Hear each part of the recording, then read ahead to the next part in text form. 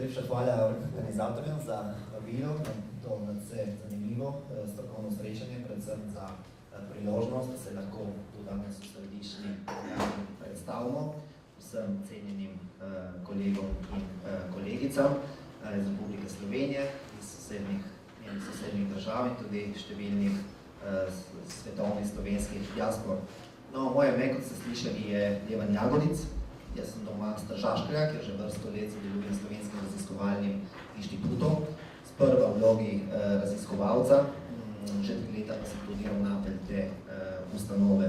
No, z mano sta danes prisotni kolegici Norina Bogatec in Maja Mezgec, upam, da bo priložnost, da še njih dveh kasneje spoznate. Tržaško delegacijo pa sestavljajo danes tudi 3 kolegi iz odseka za zgodovino in etnografijo Narodne študijske knjižnice v Trstu, ki se bojo ravno tako predstavili kasneje, s katerimi v zadnjih časih vse bolj tesno sodelujemo.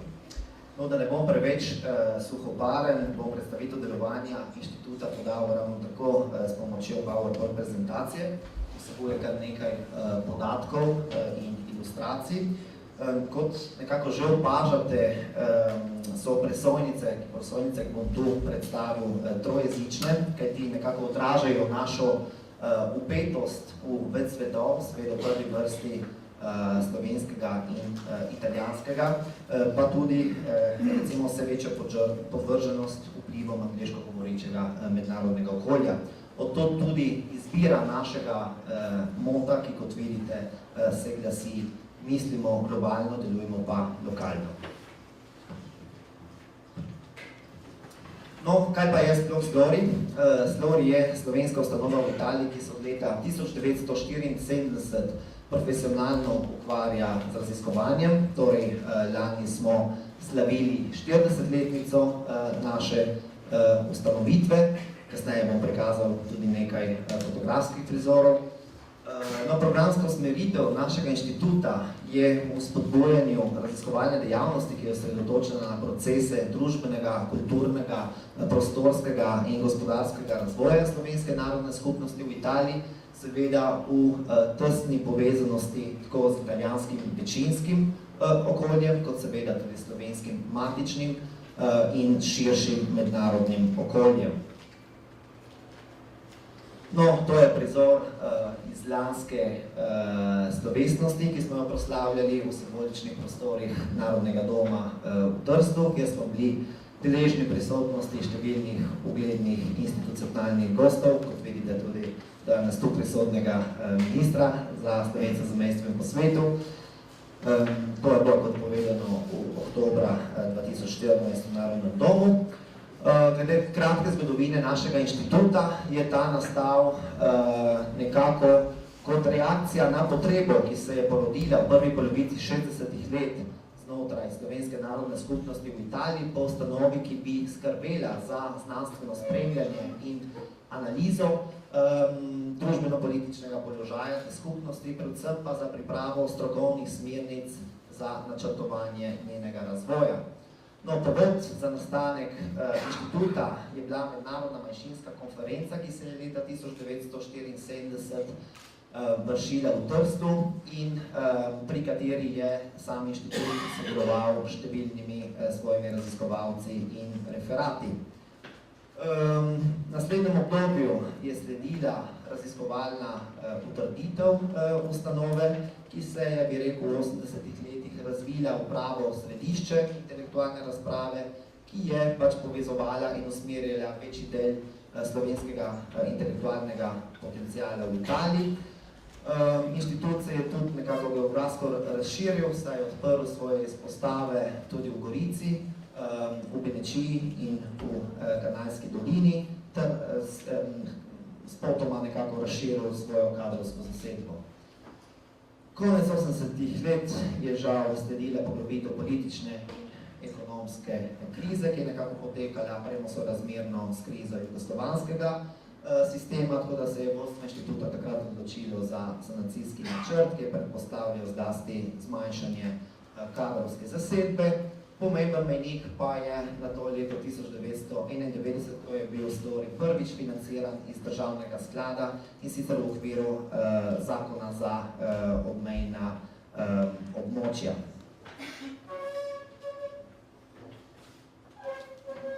Tako da to je bil povod za recimo novo fazo razvoja našega inštituta, in sicer v smeri vse večje revitalizacije, kar je pomenilo finančno stabilizacijo v naknadnem obdobju. Povedal bi, da je inštitut danes deležen prispevkov za redno delovanje tako iz Rima, torej v okviru globalnega zaščitnega zakona za slovensko manjšino, manjši del sredstev pa prejemamo vsako leto tudi iz Republike Slovenije, sicer prek Urada Vlade Republike Slovenije za Slovence v zamejstvu po svetu. Sledila je torej tudi reorganizacija in utrditev delovanja, ki je predpostavljala vse večjo naložbo v strokovno rast osebja, torej v pridobivanje znanstvenih nazivov, doktoratov, kar je omogočilo recimo neko okrepitev kadrovske zasedbe, ki je bila tudi vse bolj v naknadnem obdobju vse bolj konkurenčna pri prijavljanju projektov na raznovrstnih razpisih in evropskih programih.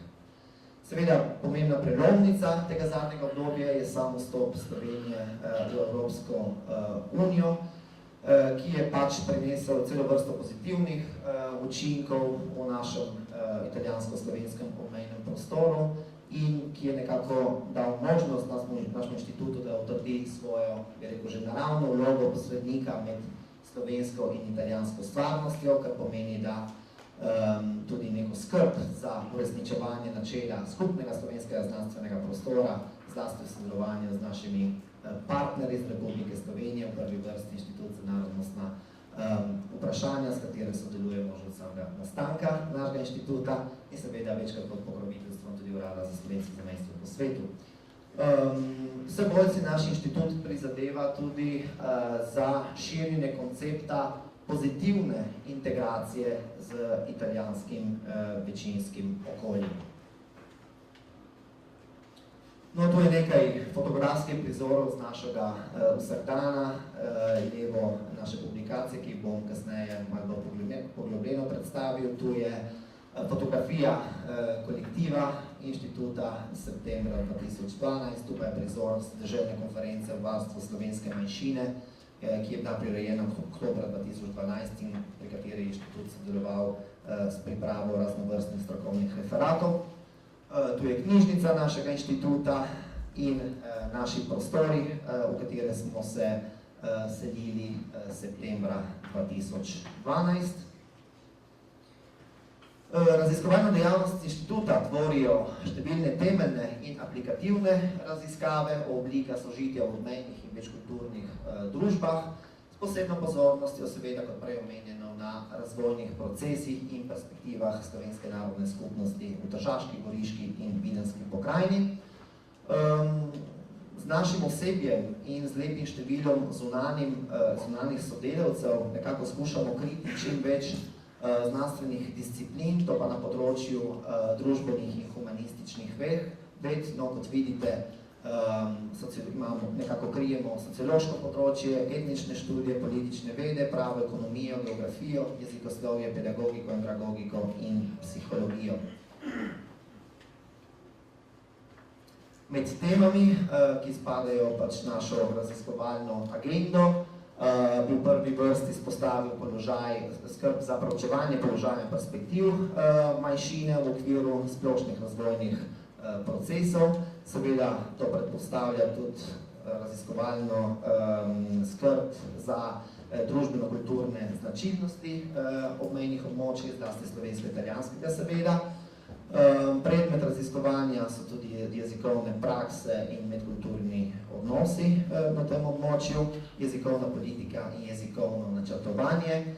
Pravi steber, bi rekel, naše raziskovalne dejavnosti od samega začetka pa je izobraževanje v manjšinskem jeziku. Tu je kolegica Marina Bogatelc, ki že vrsto let spremlja na primer specifiko slovenske šole in še posebej etnične jezikovne značilnosti šolajoče se populacije. No, med drugimi raziskovalnimi temami bi omenil še socialno in mladinsko politiko in čezmejno sodelovanje in povezovanje. No, tu je seznam projektov, ki so trenutno v teku, usporedno izvajamo z našimi raziskovalci in zunanjimi sodelavci približno 15 projektov. Kot vidite, ti projekti se razvrščajo v 3 osrednje kategorije, torej prvi so projekti, ki so v režiji samega inštituta, to pomeni, da jih izvajamo na osnovi rednih dotokov, ki jih prejemamo tako z Rima kot z Ljubljane.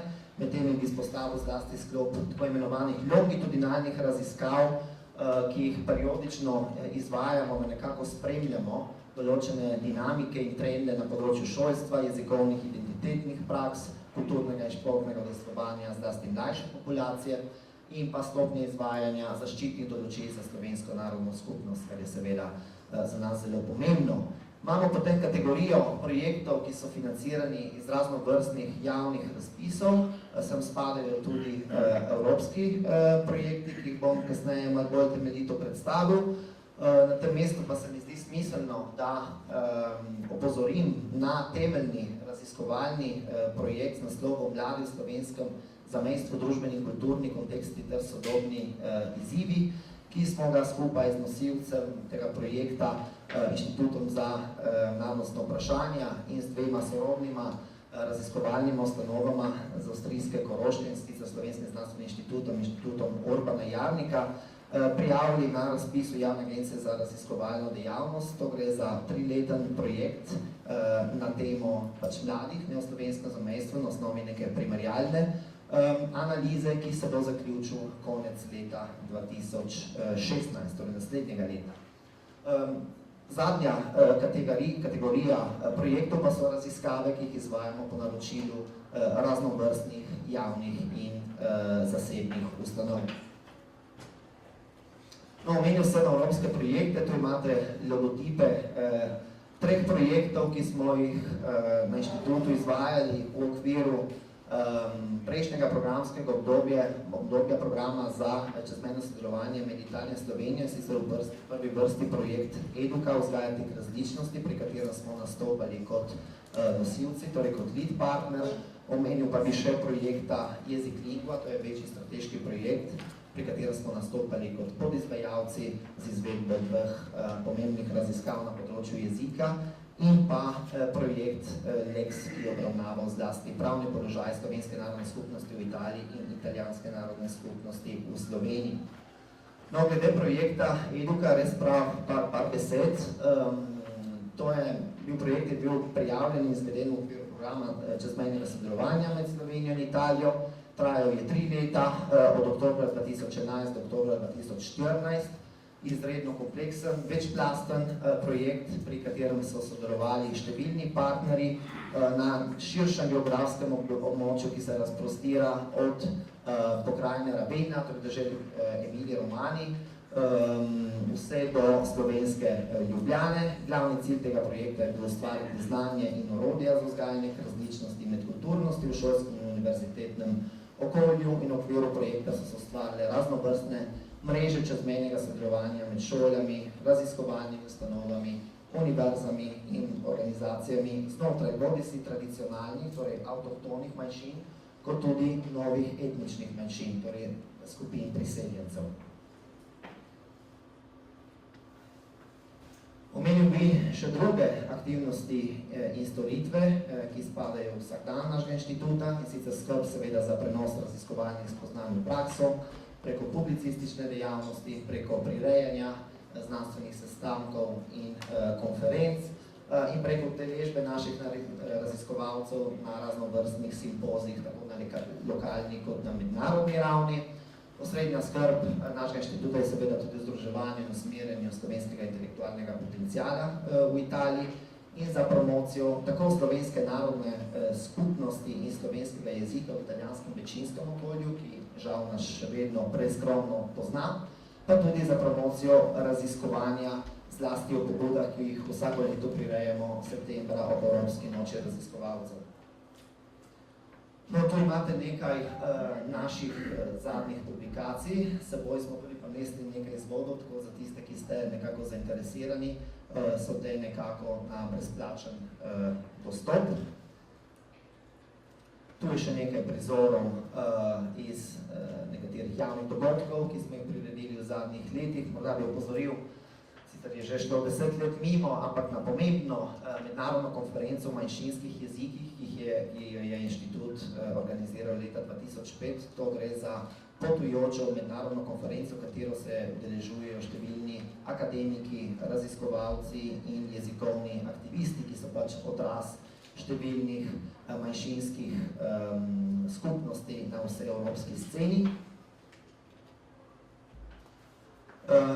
No, tu je nekaj takih dogodkov na temo promocije slovenske narodne skupnosti v italijanskem večinskem okolju. Tovrstne delavnice, predavanja so se izvajale znotraj projekta Eduka, še prej znotraj projekta MIMA, večine spoznavajo manjšine, ki je bil nekako predhodnik projekta Eduka. Tovrstne predstavitve pa so namenjene raznim ciljnim skupinam, torej ne izključno dijakom in študentom, ampak tudi drugim ciljnim publikam. Tu imate na primer prizor iz predavanja našega kolege, italijanskim novinarjem v deželi Fulaniji v Julijski krajini. Tu so spet razni prizori, promocije raziskovalne dejavnosti. Omenil sem dogodke v Evropski noči raziskovalcev. Pred kratkim smo se septembra predstavili tudi na Tržaškem Snowfestu. Verjetno ste nekateri od vas že slišali o tem dogodku, ki je nekako namenjen promociji kulturne raznolikosti slovenske narodne skupnosti v Italiji, italijanskim someščanom, in tu smo z Narodno študijsko knjižnico pač imeli svojo stojnico. Kar nekaj dejavnosti namenjeno mladi populaciji, torej študentom in dijakom.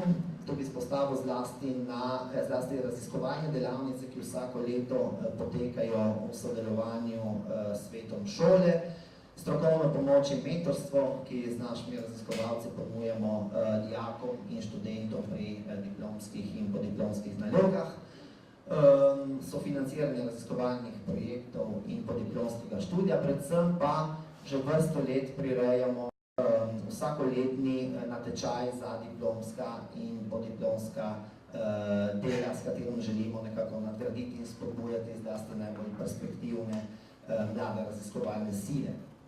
No, in na našem inštitutu je seveda možnost upravljati tudi delovno in študijsko prakso, predvsem na osnovi raznih dogovorov, ki jih imamo z raznovrstnimi univerzami.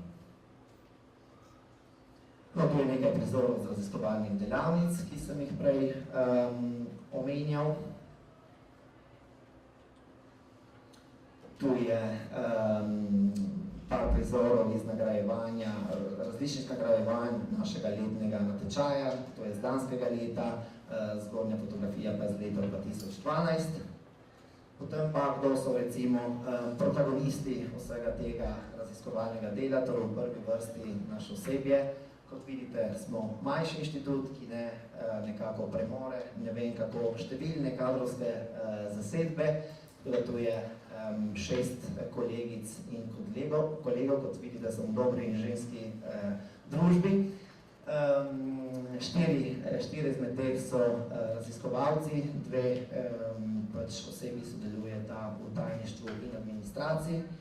No, še glede organiziranosti, torej strukture našega inštituta, kot vidite, imamo predsednika, dr. Milana Bofona, ki žal danes ni moral biti prisoten tu na današnjem dogodku.